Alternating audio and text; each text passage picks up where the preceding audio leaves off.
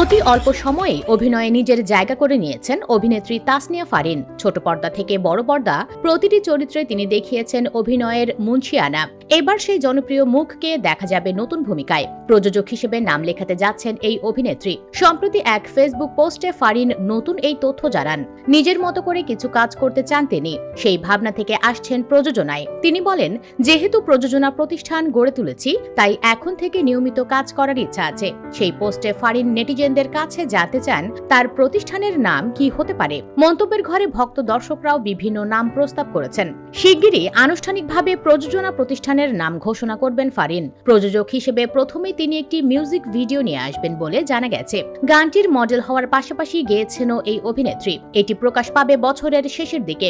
গত বছর ম্যাগাজিন অনুষ্ঠান ইত্যাদিতে তাহসানের সঙ্গে রঙে রঙে রঙিন হব গানটি গেয়ে প্রশংসা এবং জনপ্রিয়তা দুটোই কুড়িয়েছেন ফারিন।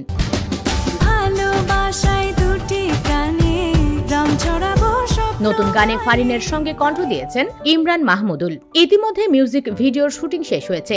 এদিকে ফারিনকে সর্বশেষ দেখা গেছে ঈদুল আজহায় মুক্তিপ্রাপ্ত ইনসাফ সিনেমাতে।